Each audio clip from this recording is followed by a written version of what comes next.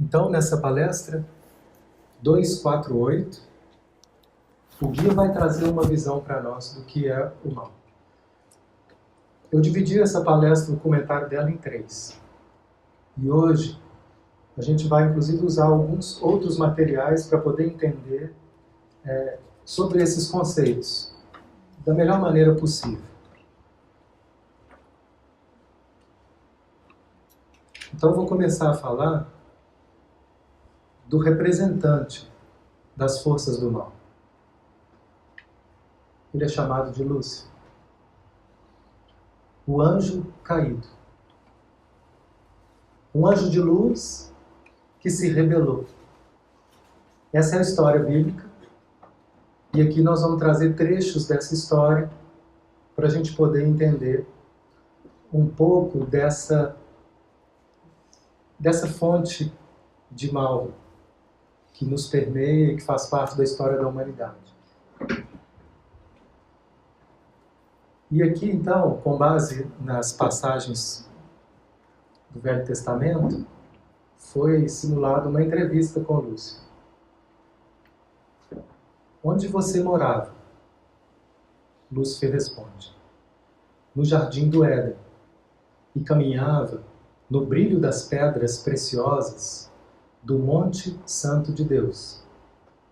Está em Ezequiel 28, 13. Qual era a sua função no reino de Deus? Lúcifer, como querubim da guarda, ungido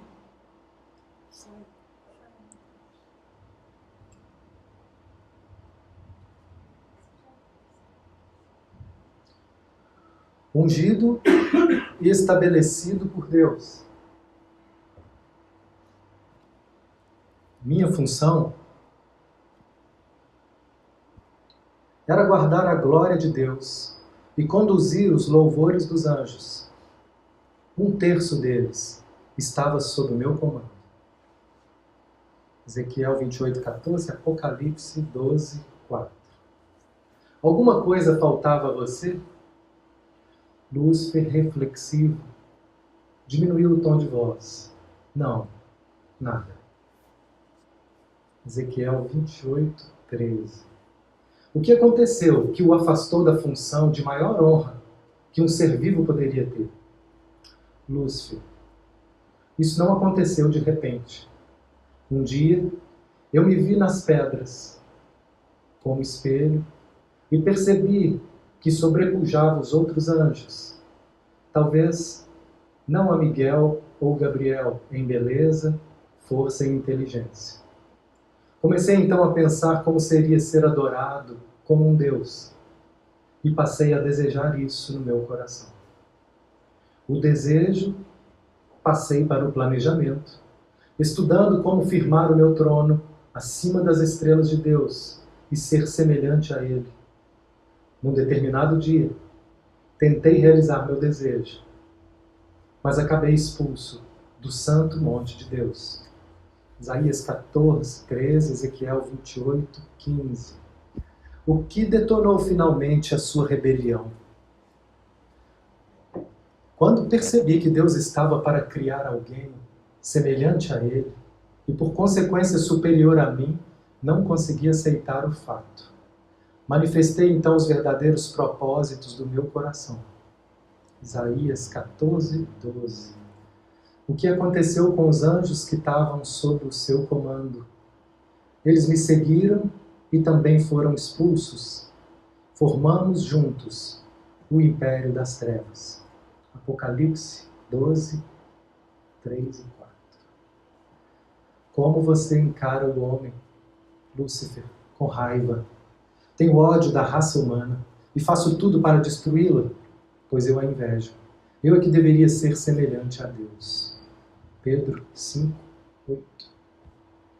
Quais são suas estratégias para destruir o homem?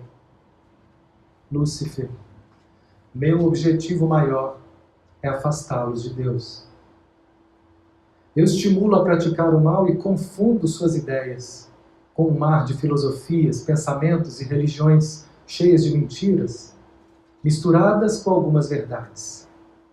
Envio meus mensageiros travestidos para confundir aqueles que querem buscar a Deus. Torno a mentira parecida com a verdade, induzindo o homem ao engano e ao ficar longe de Deus, achando que está perto. Faço com que a mensagem de Jesus pareça uma tolice anacrônica. Tento estimular o orgulho, a soberba, o egoísmo, a inimizade e o ódio dos homens. Trabalho arduamente com meu séquito para enfraquecer as igrejas, lançando divisões, desânimo, crítica aos líderes, adultério, mágoas, friezas espirituais, avareza, falta de compromisso, rias escaras. Tento destruir a vida dos pastores, principalmente com sexo, ingratidão, falta de tempo para Deus e orgulho. Pedro 5,8, Tiago 4,7, Gálatas 5,19, Coríntios 3,3, Pedro 2,1, Timóteo 3,1 e Apocalipse 12,9. E sobre o futuro, Lúcifer com semblante de ódio. Eu sei que não posso vencer a Deus e me resta pouco tempo para ir ao lago de fogo, minha prisão eterna. Eu e meus anjos trabalharemos com afinco para levarmos o maior número possível de pessoas conosco. Ezequiel 28:19, Judas 6, Apocalipse 20:10.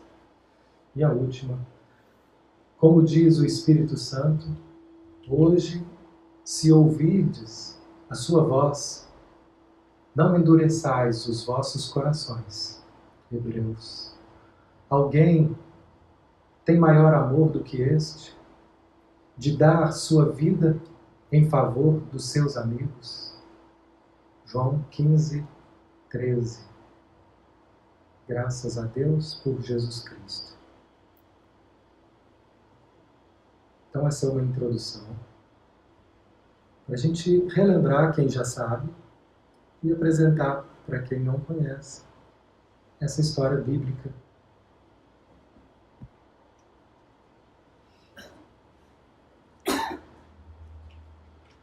E aqui nós vamos ver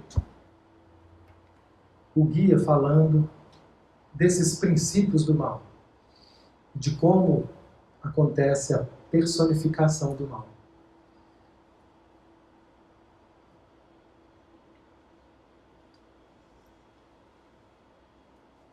Nós terminamos semana passada trazendo essa ideia de que nós somos um campo eletromagnético que sempre atrai o que é proporcional a certos níveis do nosso ser mais profundo. Nossa conexão com essas forças se dá por aquilo que ainda está muito mal resolvido em nós, por essa parte distorcida em nós. E aí é que casa mais uma vez o psíquico com o espiritual.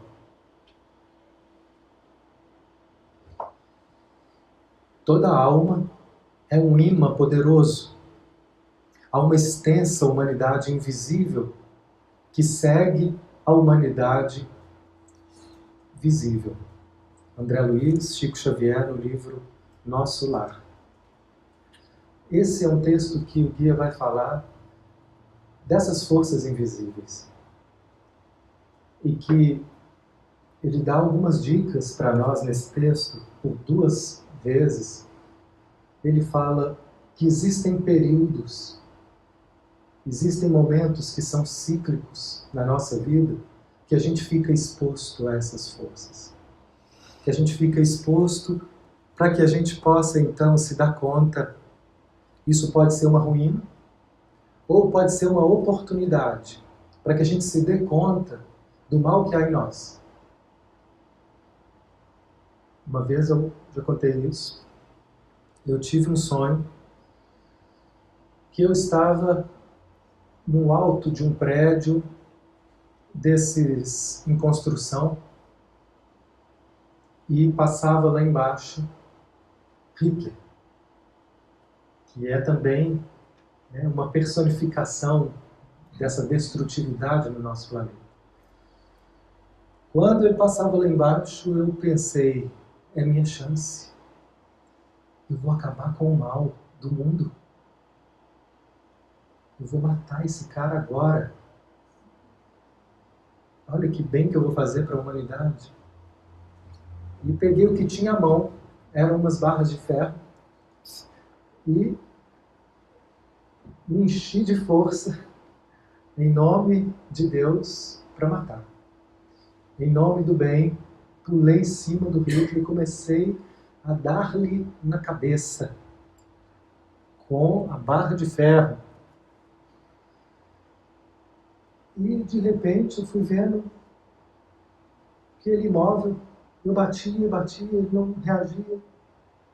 E aí ficou muito claro, ele não morria. E eu me dei conta que não adiantava, eu podia bater quantas vezes for. Ele não morria. Ele não ia morrer. E aí eu acordo com essa imagem, com essa cena. E me lembro de Honório Abreu falando numa das palestras que se algum dia o mal acabasse no mundo, ele começaria através dele mesmo. Então, veja bem, quando a gente tenta matar o mal, a gente também se torna, né? Então, nós não temos consciência de como lidar com essas forças, de como acabar com essas forças, e de que nós somos possuidores dessas forças, que nós também somos seres em queda. Nós somos seres em queda porque somos desconectados da fonte divina. Nós perdemos essa conexão. E se hoje nós não estamos em plena conexão com essa força divina que nos daria um sentimento de prazer contínuo, de satisfação extrema, é porque existe em nós essas distorções que nos ligam a essas forças destrutivas. Então, ele vai falar de 3 desses princípios. O primeiro princípio é o mais óbvio para a humanidade. O diabo sempre esteve associado a esse princípio que almeja destruir e infligir sofrimento a qualquer custo. A separação entre o eu e o que causa sofrimento e a vítima que sofre é tão grande que aquele que causa dor se ilude acreditando que não foi afetado pelos efeitos de seus atos. Então, é isso que a gente vê. Se a nossa sociedade está caótica, é porque quem hoje está provocando o mal, está lesando, está roubando, né, os nossos governantes que estão aí tendo a chance de poder fazer algo pelo coletivo e estão enchendo os próprios bolsos, perderam a noção de que ao fazer isso eles estão lesando a si próprios. Chico Xavier fala em uma das conversas que esses governantes, eles não imaginam o inferno que eles estão criando para eles. Porque agora eles estão anestesiados pelas vantagens. Eles não conseguem ver que aquilo que eles estão fazendo é a própria ruína. Eles só conseguem ver vantagens. E assim é quando a gente está também em qualquer atitude que possa estar lesando, a gente está desconectado dessa ideia de que nós estamos ligados, que não há como fazer o mal para alguém sem fazer mal a mim. Assim como não há como fazer o bem a alguém sem que eu seja beneficiado.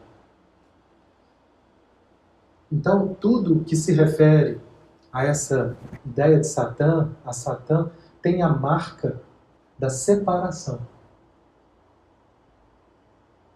Olha que interessante, para a gente entender, né, o que significa esse movimento satânico, na sua essência, o que ele significa é promover a separação, como a gente viu lá no texto bíblico. Separação, o diabo separando o homem de Deus, separando o homem dos outros homens, separando o homem de si mesmo. Aqui, não apenas de Deus, mas dos outros e do próprio eu. Essa separação, ela existe em todos os três princípios. Ela é a marca em comum de todas as formas destrutivas. O engano do mal, no caso desse primeiro princípio, se refere à percepção equivocada que a dor de seu irmão ou irmã não é também, inevitavelmente, a sua própria dor. Essa aqui é a ilusão de quem está preso nessa prática. Aí a gente fala assim, ainda bem que não sou eu, né? Nós somos aqui livres desse mal. Será? De que forma que a gente pode estar enquadrando nessa prática? Uma das formas que ele diz, muito comum, é que com a desculpa de dizer a verdade e de me expressar, muitas vezes, sutilmente, às vezes quase imperceptível, eu posso me expressar falando verdades com a intenção de ferir.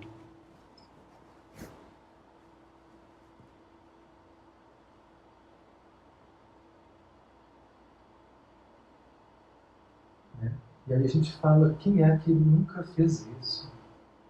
Ou, às vezes, o que fere nem é o que eu digo, mas às vezes também o meu silêncio, como eu me fecho com a intenção de ferir. Aí ele vai ver, vou dar um gelo nele, vou dar um gelo nela, para ver se ela aprende a me valorizar. A gente fala, não, mas isso é satânico? Isso é tão cotidiano. Então nós temos as nossas porções. E é bom que a gente possa começar a se dar conta. Tem gente que toma gosto com isso. Tem gente que tem só uma reatividade, que depois recobra a lucidez e fala, ó, desculpa, aquela hora eu falei de cabeça quente. É realmente aquilo mesmo, eu não queria falar daquela forma. Eu lembro muito desse caso de uma pessoa que estava, a gente participava de uma reunião, e ela era uma pessoa muito antiga na reunião, então ela ia um dia que ela queria, era uma reunião de trabalho sério, e eu ficava incomodado com aquilo, ninguém falava nada. Aí chegou um dia que eu não aguentei, e falei com ela, ô fulano, não tá legal sua postura, mas eu falei de um jeito, as palavras foram até bem colocadas, eu não fui sem educação, não fui grosseiro, mas eu sei que quando eu falei eu estava com raiva. Eu já tinha segurado tanto que quando eu falei com essa raiva. Aí, não importa o que eu falei, ela ficou magoada. Mas como eu percebi esse tom agressivo na minha fala, era um tom agressivo, era uma energia agressiva. Depois eu fui lá e falei, ó, desculpa o mau jeito. Eu não consegui outra forma de falar o que eu precisava de falar. Eu não retirei o que eu disse, mas eu pedi perdão pelo mau jeito. Eu não soube falar de uma forma que fosse cuidadosa, amorosa, delicada. E aí a gente acaba ferindo. O segundo princípio do mal, o guia chama de materialismo.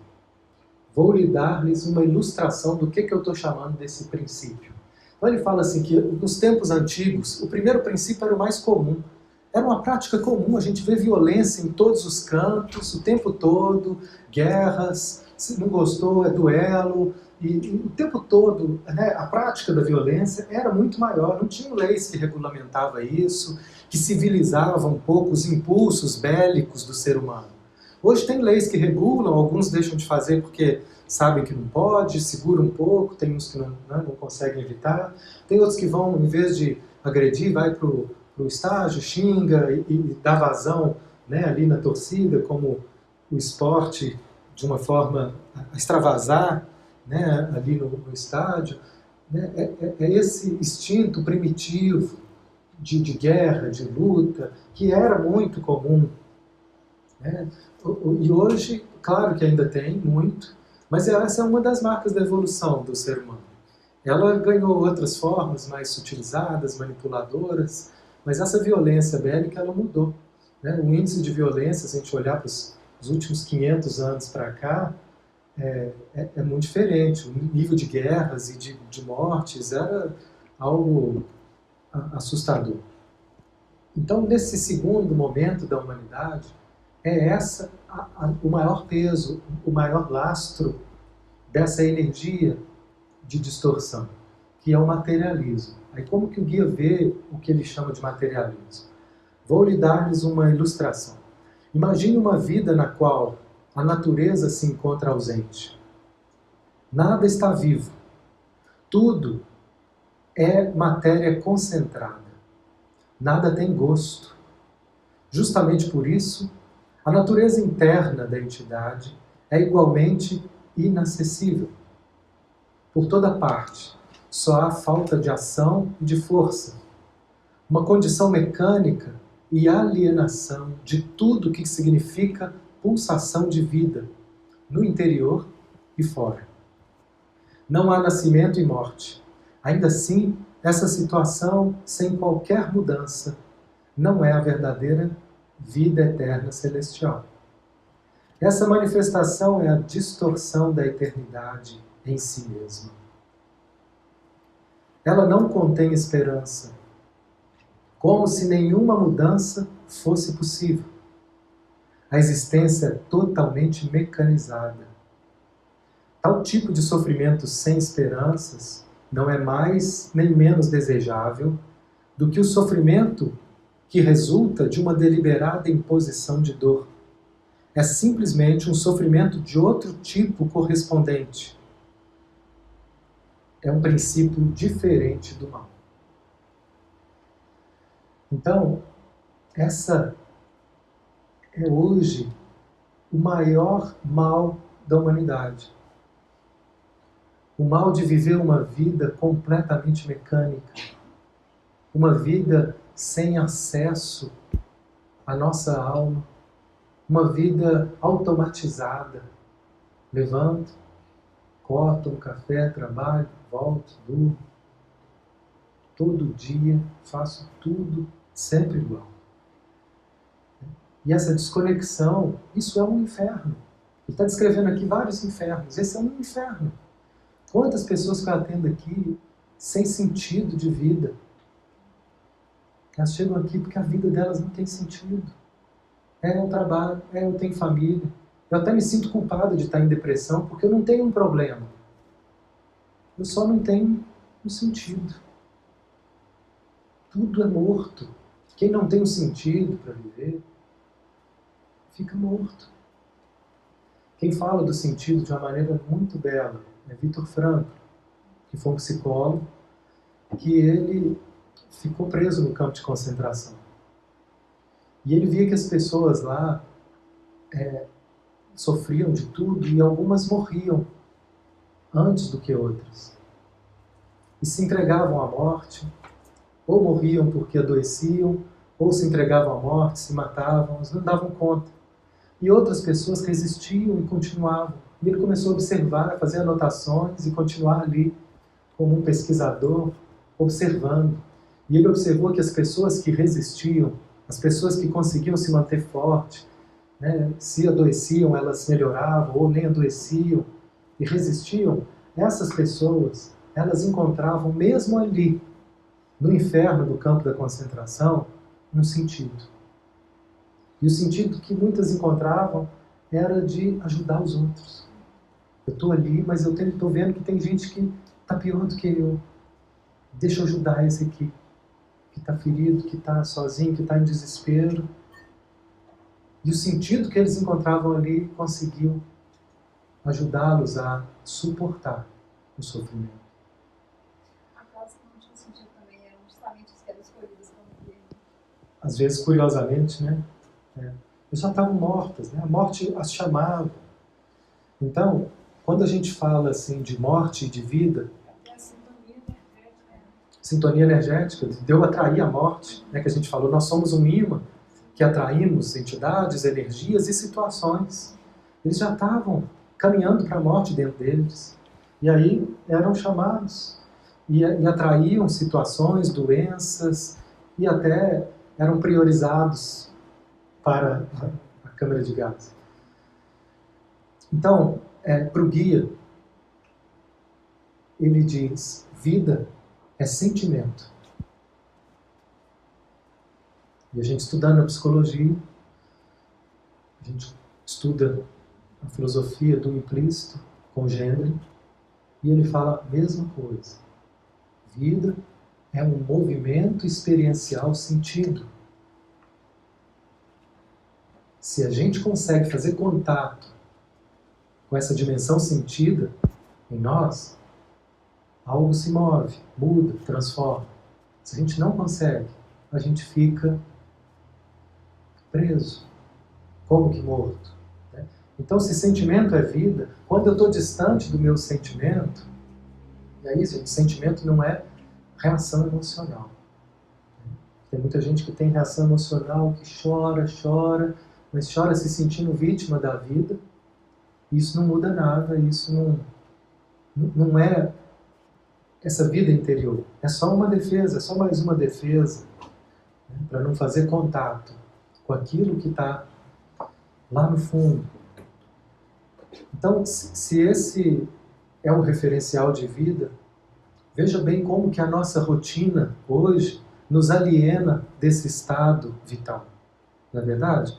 Com essa rotina de tanto trabalho, de tanto dever, e de tantas coisas a fazer, de tantas cobranças que a gente se impõe, a gente reserva muito pouco tempo para poder fazer esse contato sentido, né, para poder desfrutar, para poder sentir o gosto da vida. Então, viver sem gosto é viver num estado de depressão, é viver num estado de morte. E é assim que a gente pode entender também quando Cristo falava: aqueles que estão comigo, eles têm a vida eterna. A vida eterna é esse sentido pleno, eterno. Não é a morte ou vida do corpo, mas essa vida eterna, de que, olha, tudo que eu faço tem vida, quando eu estou com Cristo no meu coração. Entende? Tudo. Se eu estou na minha família, aquilo tem sentido. Se eu estou no meu trabalho, tem um sentido espiritual no meu trabalho, seja ele qual for. Todo trabalho pode ter um sentido espiritual. Se eu estou sozinho, se eu estou lendo um livro, se eu estou vendo um filme. Nos últimos anos, a influência do segundo princípio ficou mais forte. Com o desaparecimento das superstições, a conexão com os níveis subliminares da realidade também desapareceu. Quebrou-se a linha da realidade pulsante e revivificante. O resultado foi que uma realidade alienada, que a humanidade se orgulha de seu estado avançado. Esse estado de encontro interior, ele ficou para os monges, para os místicos, para os meditadores, para os místicos, porque isso não é mais prático, isso não é mais valorizado, não deixou de ser valorizado. Está voltando devagar, nós estamos voltando a reencontrar. Mas durante muito tempo, foi importante assim, mas foi um estado de alienação, onde a ciência ganhou prioridade e ganhou mais importância. Os avanços tecnológicos, o ser humano passou a se orgulhar disso, como se essa fosse a única realidade. Esse aqui é o engano desse mundo materialista. Como se a única realidade fosse as coisas que a gente consegue conquistar materialmente. Isso teve ramificações positivas e negativas. A manifestação positiva levou as pessoas de volta para o seu interior, num grau cada vez maior, como o que é responsável, o que tem a causa de seu próprio destino. Ou seja, a gente saiu um pouco daquele misticismo alienante do passado, que culpava o diabo por tudo, que culpava Deus por tudo, e isso foi rompido e trouxe a gente como mais responsável, com o avanço da psicologia, da filosofia, de uma consciência mais madura. Não é coincidência que nesse ponto a psique humana tornou assunto de vários estudos científicos, com a psicologia como ferramenta valiosa nesse empreendimento. A manifestação negativa foi que se produziu uma vida que não era totalmente diferente da segunda esfera do mal que descrevi. Nessa sensação de estar passando rápido o tempo, a gente está o tempo todo absorvido com essa realidade externa, né? E desconectado da gente, desconectado dos nossos ciclos rítmicos, desconectado da natureza, né? Alguém sabe que lua que nós estamos? Isso era algo que fazia parte. A gente não sabe as estações. Então, essa desconexão da nossa natureza interna, né, da vida como um todo, isso se perdeu. E o terceiro princípio, ele é pouco conhecido. Apesar de só ter sido conhecido de forma vaga, talvez como um subproduto do mal, mas raramente como um princípio poderoso em si mesmo, ele tem tanta eficácia como os outros. Tal como eles têm sua própria hierarquia, personificação e seu próprio reino. É o princípio da confusão, da distorção, da meia-verdade e de todas as variações que possivelmente possam existir em conexão com isso. Inclui o uso da verdade onde ela não cabe ou não se aplica, de tal forma que a verdade se transforma sutilmente numa mentira, sem que essa consiga percebê-la, sem que se consiga percebê-la facilmente, porque ela se apresenta sob uma fachada de verdade divina e parece ser inatacável. O resultado é uma confusão, que não é apenas uma arma extremamente eficiente do mal, mas sim o próprio princípio do mal. Olha como isso é comum hoje, né? Se a gente olhar na nossa sociedade, nas nossas religiões e em tudo que a gente encontra como busca espiritual, há sempre misturado ao bem, né? Na essência de todas as religiões, o propósito é positivo. No estatuto lá dos políticos, dos partidos políticos, o estatuto é positivo. Mas muito desse positivo também foi usado para manipular, para distorcer, né? Então tem muitas casas, tem lá na casa, Jesus é o Senhor, Casa Espírita Bezerra de Menezes, Casa Amor, Deus é Amor. Mas lá dentro, né, isso não é vivido. Se a pessoa que está...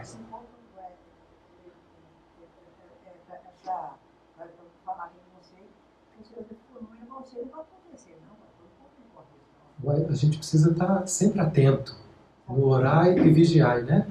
Cada casa, uma vez uma amiga minha falou isso comigo, a gente tem que estar sempre atento, porque qualquer um pode cair a qualquer momento.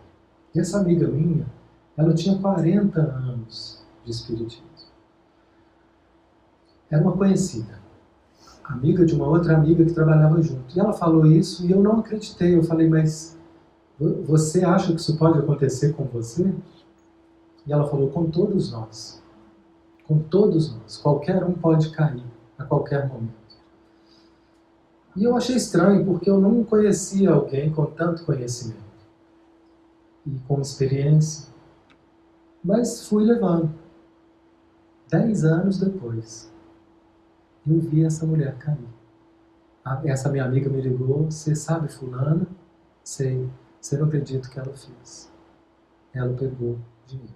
O que é essa que pegou? Está com processo. O que é inacreditável, com tanto conhecimento. Sabe? Caiu. Isso. Com tudo que Lúcifer tinha, ele caiu. Porque ele queria ser mais. Né? Caiu o orgulho de querer ser mais. A gente pode hoje dizer isso não é para mim, mas se até ele, né? Então, em todos os momentos que a gente vive algumas situações onde esses princípios do mal se aproximam de nós, ou a gente se sintoniza com eles, são momentos de dor, são momentos de falta de sentido e são momentos de confusão mental. Ou pode ser os três juntos. Ou dois juntos. Geralmente um prevalece num determinado momento. Ou para uma determinada pessoa. Falei que eram os três juntos, você até riu aí, né? Então, confusão, sofrimento e falta de sentido. Quem nunca viveu isso, quem não esteja vivendo isso agora, são situações, então, onde nós estamos sofrendo essas influências dessa dimensão negativa da vida. E isso pode ser a nossa perdição, dependendo do que eu faço com isso, né? Ou pode ser uma chance de reparação. Um amigo estava me contando uma história que ele conheceu um rapaz que ele foi, né, publicamente na internet acusado pelas mulheres, pelas namoradas, de ser um homem com comportamento machista e abusivo. Esse rapaz ficou muito atordoado de ver publicamente a imagem dele ser rasgada. Foi muito difícil. E o que ele fez a partir daí? Ele fez algo que ele nunca tinha feito. Ele buscou ajuda terapêutica. Menos mal não, maravilhoso. Olha, aí foi mal ou foi bem o que aconteceu? Foi bem, mas foi mal. Essa é que é a necessidade da gente viver o mal no mundo ainda. Por que Deus permite o mal no mundo? Esse Lúcifer, ele não faz oposição a Deus. Ele é uma criatura divina. Deus permite que ele haja. Quem que vocês acham que está no comando do nosso plano material? São essas forças. Espiritualmente, acompanhando tudo, as forças divinas observam e permitem. Por quê?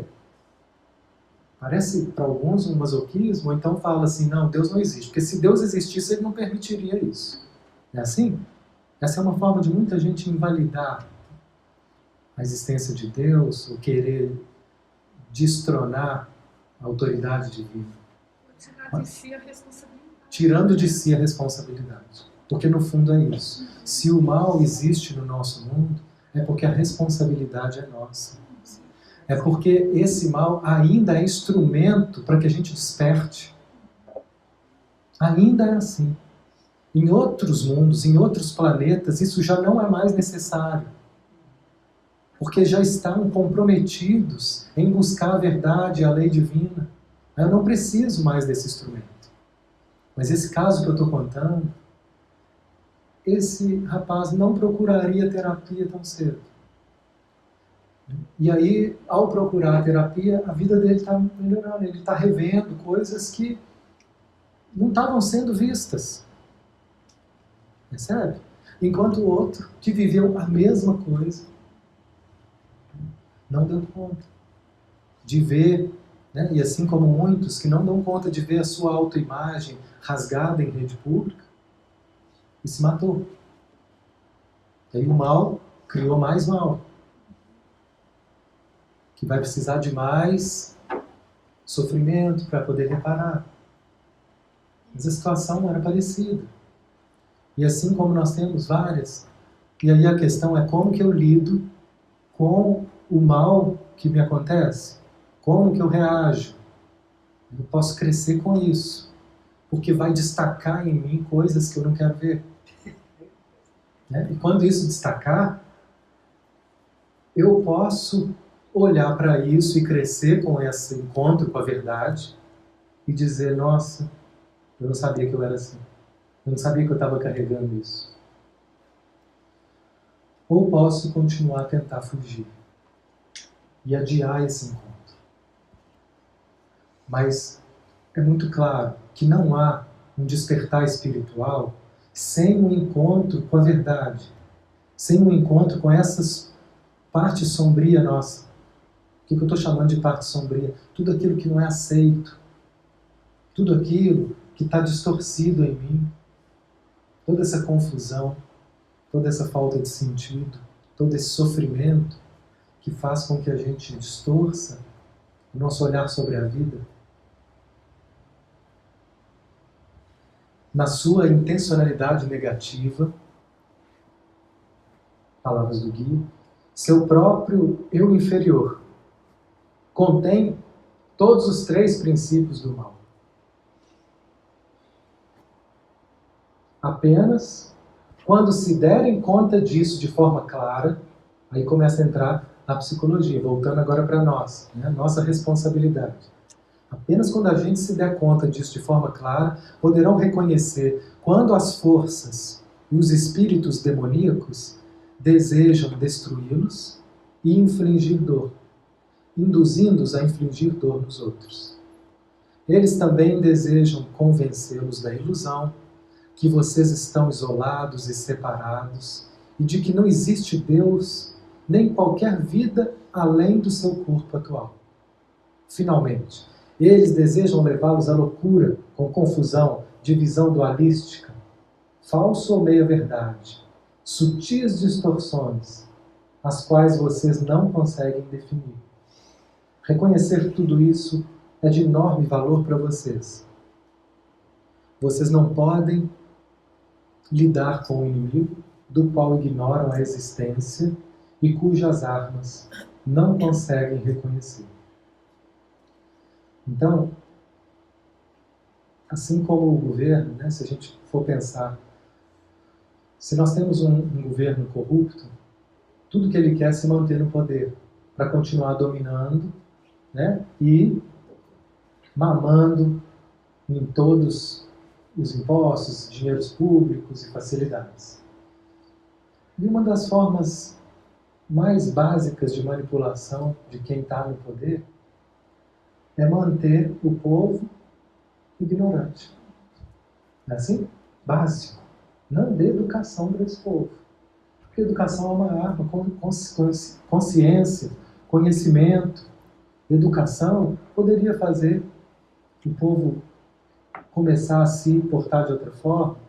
Né? Os professores são os profissionais mais mal pagos do nosso país. Não é à toa. Não é à toa, porque isso faz parte de uma estratégia. Aí, no momento que está acontecendo uma coisa muito importante, aí vem a mídia e dá uma notícia mais nada a ver. E aí todo mundo vai para aquela notícia, nada a ver. Nossa, você viu a carne? A carne lá, teve um problema na carne. Aí esquece de uma coisa importante, de um movimento importante. Então, essa manipulação, ela acontece aqui no nível físico o tempo todo. De quem está dominando, são estratégias de dominação. E no mundo espiritual, gente, isso é muito pior. Isso é feito de formas sutis. Sutis. Então, esse é um estudo que vem estar nos despertando para essa realidade que muitos aqui não querem ver em relação a esse movimento político, ou que estão claramente vendo, mas ficam impotentes. E outros nem imaginam que por trás desses que estão dominando no mundo material, existe espíritos e uma comunidade de seres que estão também promovendo esse domínio de diversas formas diferentes. Para quê? Alienando a gente da verdade, alienando a gente desse encontro com Deus, fica muito mais fácil dominar. Para que possa se atingir seus propósitos. Né? Se os propósitos dos governantes é ganhar dinheiro e vantagens, eles, né, têm conseguido. Se o propósito desses seres espirituais é dominar, e no mundo espiritual, sabe qual que é a moeda? Energia. Energia é a moeda. Né? Lúcifer fala, eu queria estar todo mundo me servindo, todo mundo dando sua energia para mim, todo mundo trabalhando para mim. Esse é a essência do ego dominador. Então eu trouxe um caso aqui para vocês, que isso não é caso de livro. Isso aconteceu há um tempo no meu consultório. Uma pessoa que chega então com desânimo, desmotivação, sem vontade de fazer nada. Ela dormia 12 horas por dia e ficava com sono. Nada me motiva. A imagem que vem é só de estar deitada na minha cama, tranquila. E eu ainda falei com ela, parece a morte. Ela falou, eu me vejo lá deitada, pôs a mãozinha assim em cima do peito. Ela falou, mas eu não sinto como morte ou algo ruim. É apenas um descanso. Apenas um descanso. Porque a morte a gente fala que é algo ruim, mas era uma morte que não parecia ruim. Olha como é sutil. Começo a observar. Aí eu pedi então para ela começar a observar o que estava acontecendo com ela, de olhos fechados, perceber seu corpo. E ela começa a dizer, meu corpo está preso a ataduras. E eu começo a olhar, eu estou me vendo na cama, e começo a olhar para baixo da cama e vejo um submundo aberto e pessoas me olhando. Essa pessoa tem uma sensibilidade muito grande, trabalha em reuniões mediúnicas. Então foi abrindo para ela uma percepção maior do que estava acontecendo. Eu achei que era um caso bom para ilustrar. Eles vão me arrastando para um local imundo, como a Cracolândia, cheio de pessoas doentes. A diferença é que essa Cracolândia que eu estou vendo sendo arrastada é cheia de lama. Reconheço pessoas viciadas de minha convivência ali. E então começaram a dizer para ela, você pertence ao nosso grupo, faça o que você tem que fazer que nós vamos te dar seu pagamento. E aí ela começou a ficar confusa, não entendia direito. Aí ela fala, meu corpo começa a doer e eu choro. Eles não me permitem sair de lá como se eu devesse algo. Sabe quando alguém deve o traficante? E eu comecei a ajudar ela a perceber o que me prende a esse submundo, o que me prende a essa situação, que dívida é essa que me mantém presa, ajudando. Quando a gente faz uma pergunta, gente, o nosso ser se mobiliza para responder. Então, uma das formas da gente se conhecer é a gente se fazer perguntas. Mesmo que a gente não tenha uma resposta imediata, algo se move. E aí ela começa a dizer, em outra vida, eu fiz parte desse grupo com essas pessoas que vi. Como se eu fosse responsável pela dívida dessas que hoje eu quero tirar do vício na vida física. Então essas pessoas que estavam lá viciadas, são pessoas que hoje ela fica tentando salvar e tirar do vício. Ela não é uma viciada. Mas ali ela se deu conta que ela foi responsável, em outra existência, por estar inserindo essas pessoas no mundo do vício. E aí começa a falar para ela, para eles saírem, você vai ter que arcar com a dívida deles. Você que trouxe eles e não pode tirar eles assim. Aí ela começa a falar, me dá a sensação de que isso não é real, que essa dívida é uma mentira. Ele vai projetando então imagens do meu filho, da minha filha, na minha cabeça e me perturba. Uma confusão mental, que me impede de sentir e perceber claramente as coisas. Me desvia do meu foco, me distrai de mim. Olha, gente, todos os princípios aqui presentes, vocês viram? Primeiro princípio, falta de sentimento, falta de sentido, dormindo, sono, uma sensação de estar morta-viva. O segundo princípio, a dor, a culpa, o corpo doendo, o choro, o sofrimento.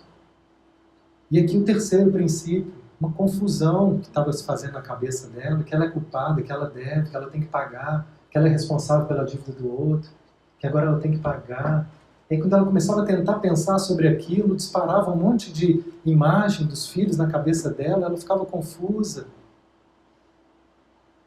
desviando do meu foco, me distraindo de mim. Olha aí o princípio da confusão. E aí, para encerrar, o que me mantém aqui? Eu comecei a perguntar, tentando firmar além da confusão, e ela então volta e vê um espírito do meu lado, deitada na cama, impondo as mãos sobre a cabeça dela, trazendo perturbação, trazendo confusão. E aí então ela respira e parece agora uma protetora que ela já reconhece, que a ajuda, que aparece de vez em quando para poder ajudá-la. E ela fala: ir para a cama dormir me dá prazer conscientemente. E como você não se prepara para dormir, sem nenhuma prece, você abriu um campo com a sua indisciplina. Gente, no Espiritismo, isso é tão falado, mas é uma cartilha tão batida, e nem por isso a gente faz uso. Aí ela fala: a prece é um divisor de águas para os vínculos que vamos fazer à noite. Nós temos muitas e muitas obras que contam que a vida no sono é outra vida que a gente vive. E uma vida muito mais liberal do que essa aqui, que a gente se comporta socialmente, civilizadamente.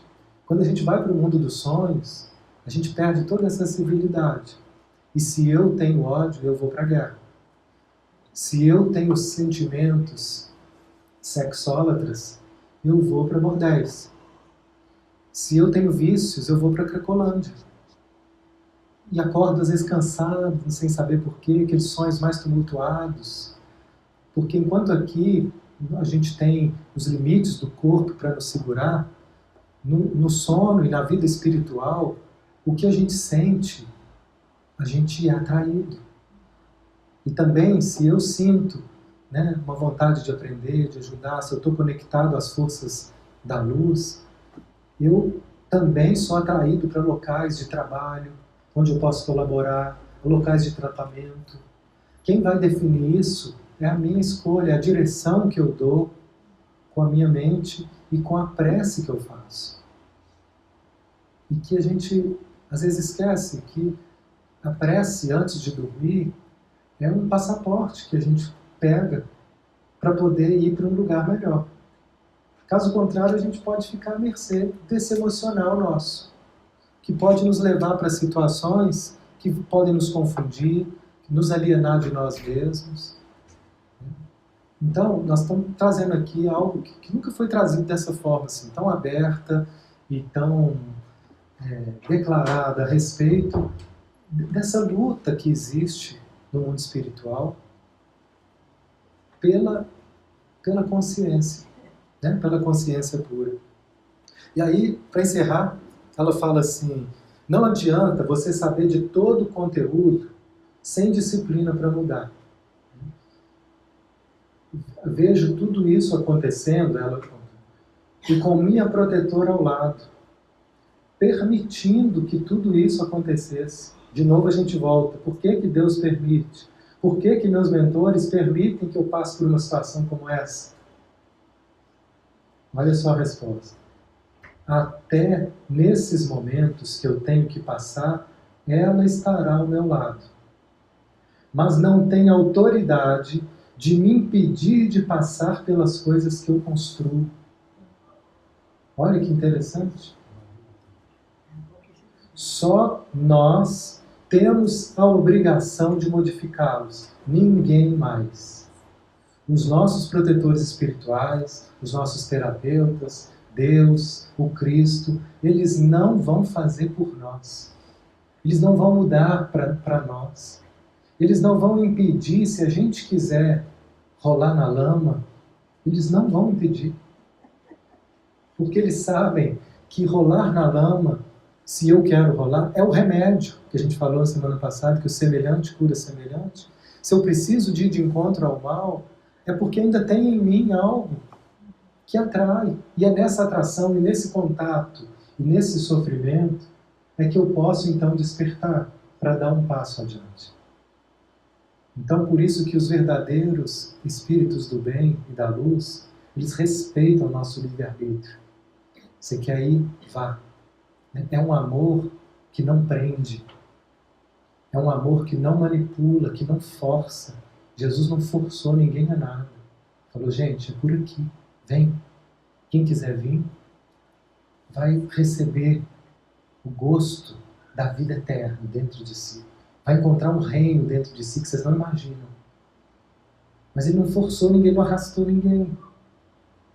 Eles não arrastam, eles não obrigam, eles não nos impedem.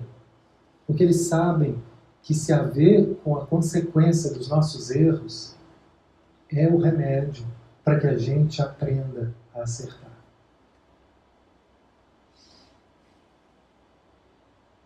A gente então se prepara para encerrar. Eu convido vocês a fecharem os olhos. Veja se é possível agradecer. E abrir espaço para perceber que mal hoje está acontecendo na minha vida.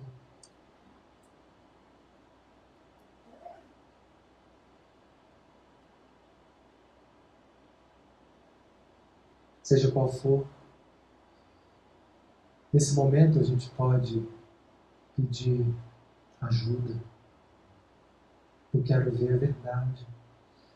O que eu posso aprender com tudo isso que hoje me faz sofrer?